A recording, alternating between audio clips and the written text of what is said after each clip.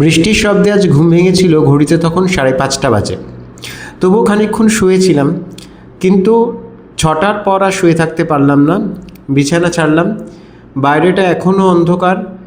জানি না, বোধহয় আজকে সারাদিনটা এভাবেই কাটবে। কিন্তু উঠে যখন পড়েছি তখন তো দিনের কাজটা শুরু করতেই হবে।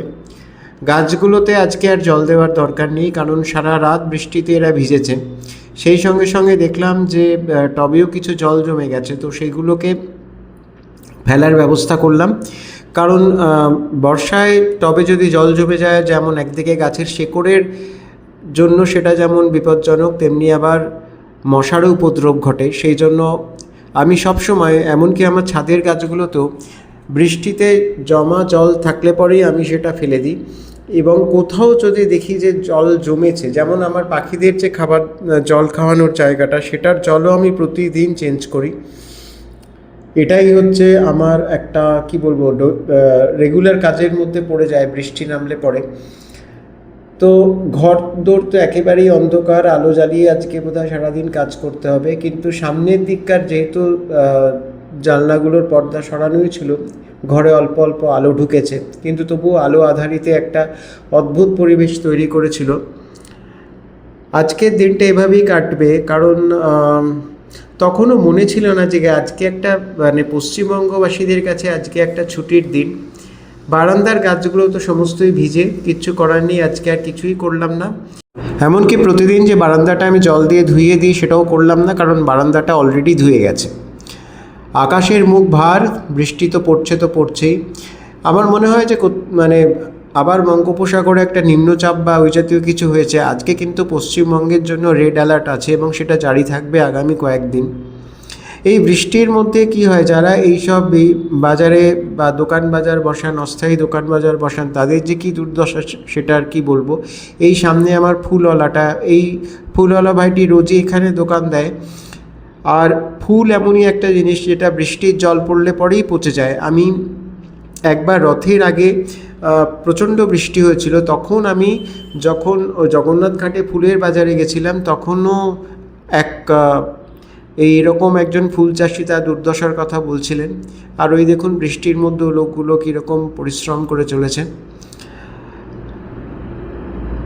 সেই যেটা বলছিলাম যে এই বৃষ্টির মধ্যেও যাদের কাজে বেরোতে হয়, দৈনন্দিন কাজে বেরোতে হয় নিজের রুজির সন্ধানে, তাদের জন্য তো এটা একটা বিরক্তিকর ব্যাপারই বটে। কারণ রাত্রিবেলা বৃষ্টি হলে তবুও ঠিক আছে, কিন্তু সকাল থেকেই যদি বৃষ্টি হতে থাকে তাহলে তো কিচ্ছু করার নেই।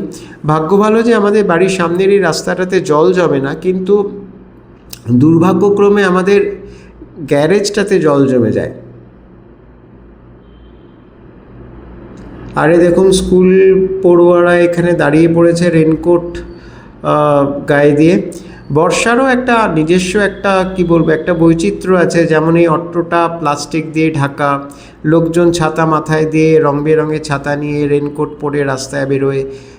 সুতরাং অন্যান্য ঋতুর মতো বর্ষারও একটা আলাদা বৈচিত্র্য আছে, একটা আলাদা বৈশিষ্ট্য আছে। যদিও এই সময় খাওয়া দাওয়ার দিক থেকে মানে ভোজন রসিক বাঙালিদের কোনো রকম কোনো মানে কি বলবো, তারা কোনো কম্প্রোমাইজেই যান না। আমার আজকে ভীষণ স্কুলের দিনগুলোর কথা মনে পড়ছে। আমার পরিষ্কার মনে পড়ে যে এইরকম ওয়েদারে স্কুলে সকালবেলা যাওয়ার জন্য আমাদের বিশেষ একটা তাড়া থাকতো, কারণ আমাদের স্কুলে একটা বিশাল মাঠ ছিল। আর বর্ষার সময় যখন সকাল সকাল আমরা স্কুলে চলে যেতাম, সেই সময় তো টিচাররাও আসতেন না, আর বাকি যারা অ্যাটেন্ডেন্ট ছিলেন তারাও খুব একটা বাইরে বেরোতেন না। আর সেই জন্য কি হতো, আমরা সেই মাঠের মধ্যে জল কাদায় খুব দৌড়োদৌড়ি করতাম। কারণ আমরা জানতাম একটা কথা, যে এইরকম বৃষ্টির মধ্যে কিন্তু রেনি ডে হওয়ার একটা সমূহ সম্ভাবনা আছে। কারণ এমনিতেই স্টুডেন্টরা খুব কম থাকতো, যেহেতু আমাদের বাড়ি থেকে স্কুলের দূরত্বটা একদম হাঁটা পথে ছিল। তো প্রত্যেক দিন সকালবেলা হেঁটে হেঁটেই স্কুলে যেতাম, আবার স্কুল শেষ হলে হেঁটে হেঁটেই বাড়ি ফিরতাম। তাই জন্য আমরা খুব তাড়াতাড়ি স্কুলে পৌঁছে যেতাম। আর স্কুলে পৌঁছে যাওয়ার পরে ভীষণ হুটোপুটি করতাম। বিশেষ করে যেদিন স্পোর্টস থাকতো সেদিন তো সাদা কেটস পরে যেতে হতো। কাপড়ের এক ধরনের সাদা কেটস পাওয়া যেত, সেই টেক্সট পড়ে যেতাম, আর সেগুলোতে জল ঢুকে গেলে পরে প্রত্যেকবার যখন মানে প্রত্যেকটা পা ফেলার সঙ্গে সঙ্গে ভেতর থেকে সেই জমা জলটা পায়ের পাতা বেয়ে উপচে বাইরে বেরিয়ে আসতো, সেটার একটা আলাদাই অনুভূতি। যারা করেছেন বা যারা জানেন বা যাদের এই অভিজ্ঞতাটা আছে, তারা সেই অভিজ্ঞতাটা কিন্তু জীবনেও ভুলতে পারবেন না। আর আমাদের সময় বৃষ্টিতে ভেজা একটা মানে খুবই সুন্দর একটা অভিজ্ঞতা ছিল। এখনকার ছেলেমেয়েরা জানি না এরা বৃষ্টিতে সেইভাবে ভেজে কিনা, তবে আমাদের ছোটোবেলায় বৃষ্টিতে ভেজা, বিশেষ করে বর্ষাকালে বৃষ্টিতে ভেজা বা ভিজতে ভিজতে স্কুল ছুটির পর বাড়ি ফেরা, এটার একটা আলাদা আনন্দ। সেই আনন্দ এখনকার বাচ্চারা পায় কিনা আমার জানা নেই। আজ সকাল 8টা বাজতেই কাজে বসে পড়লাম। আজকে সোমবার যদিও পশ্চিমবঙ্গ আজকে বন্ধ, অর্থাৎ আমার একটা স্টেট আজকে বন্ধ, তাই কাজের চাপ আজকে যদিও কিছুটা কম থাকবে, তা সত্ত্বেও মনে হলো যে সকাল সকাল কাজটা শুরু করে দেওয়াই ভালো। কারণ একে তো বৃষ্টি, তার উপরে আমি বাড়িতে বসে কাজ করি, নেটের একটা সমস্যা হলেও হতে পারে। সুতরাং যেটা দরকার, যেটা প্রতিদিনের কাজ, সেটাকে আগের থেকে শেষ করে রাখি। বলতে বলতে চলে এলো আমার কফি। সকালবেলায় এই কফি, কাঁচা হলুদ, একটা কুকিজ, কিছু বিস্কিট, এ তো আমার বরাদ্দই। তারপর এলাম একটু ছাদে, কারণ পুজোর ফুলগুলো তুলতে হবে। গাছগুলো তো একদম জলে ধুয়ে সবুজ হয়ে আছে, আর প্রচুর ফুলও ফুটেছিল আজকে। জবা ফুল, টগর ফুল, আর আবার কাঠচাপা তো আছেই, এবং ব্যতিক্রম হিসেবে আজ কিছু গোলাপও ফুটেছিল। যদিও গোলাপগুলো সাইজ এখন ছোট হয়ে গেছে, তবুও প্রচুর গোলাপ ফুল ফুটেছিল আজকে। সেই সমস্ত তুললাম আজকে পুজোর জন্য। আর এই কাঠচাপাগুলো দেখুন কি সুন্দর ফুটে রয়েছে। বৃষ্টির সময় যেন এগুলোর মাধুর্য আরও বেশি বেড়ে যায়। তবে বৃষ্টির সময় কিন্তু ফুলগুলো বেশি দিন স্থায়ী হয় না গাছে, ওই একদিন কি বড়জোর 2 দিন, তার মধ্যেই ফুলগুলো কিন্তু ঝরে যায়। আর এই দেখুন আমার গোলাপ গাছে কি সুন্দর ফুল ফুটেছে। ফুলগুলো যদিও খুব ছোট ছোট, কিন্তু তা সত্ত্বেও আজকে বেশ কিছু ফুল ফুটেছে। তার সঙ্গে অন্যান্য ফুল তো ছিলই। তো বৃষ্টির মধ্যেই ভিজতে ভিজতে আমি ফুলগুলো তুললাম। আকাশ এখনও একেবারে মেঘে একাকার হয়ে রয়েছে। আর সবচেয়ে কষ্ট লাগে আমার এই পাখিগুলোর জন্যই। পায়রাটা কি সুন্দর একা একা ঘুরে বেড়ায় চারিদিকে খাবারের সন্ধানে, কিন্তু আজকে দাঁড়িয়ে দাঁড়িয়ে বৃষ্টিতে ভিজছে। আমার মনে হয় আমি ছাদ থেকে বেরিয়ে যাওয়ার পরও আমাদের চিলেকোঠার ওই ঘরটাতে গিয়ে আশ্রয় নেবে, আমার জন্যই পারছে না। সেই জন্য আমি তাড়াতাড়ি চলে এলাম ঘরের ভিতরে, স্নান টান করে চলে গেলাম ঠাকুর ঘরে, ঠাকুরদেরও পুজো দিলাম, আবার বসে পড়লাম কাজে। ফ্রুট ব্রেক হলো যথারীতি বেলা 1টার সময়। আজকেও যথারীতি শশা, আপেল আর পেয়ারা। এবারে কিছুক্ষণ কাজ করে বসে পড়বো খেতে। আজকে তো সোমবার, আমাদের নিরামিষ দিন। আজকে ছিল ভাত, আলু পোস্ত, সেই সঙ্গে কাঁকরোল ভাজা, বিউলির ডাল, আর কচু শাকের একটা নিরামিষ তরকারি ছোলা দিয়ে, আর আমের টক। এই ছিল আমাদের মধ্যাহ্নভোজের মেনু। আজ ভারতকেশরী শ্যামাপ্রসাদ মুখোপাধ্যায়ের 125তম জন্মদিন। সেই উপলক্ষে আমাদের পাড়াতেও একটা ছোট্ট সভা বসেছিল, যেখানে ওই মহরমের মঞ্চ হয়েছিল, সেই সেম মঞ্চতেই আজকে শ্যামাপ্রসাদ মুখোপাধ্যায়ের জন্মদিন পালিত হলো। একজন বক্তা বক্তৃতাও দিচ্ছিলেন। সন্ধেবেলা অফিসের কাজ শেষ হয়ে যাওয়ার পর লগ আউট করে একটু বেরোলাম। তখন ঘড়িতে কটা বাজে, প্রায় 7:45 বাজে।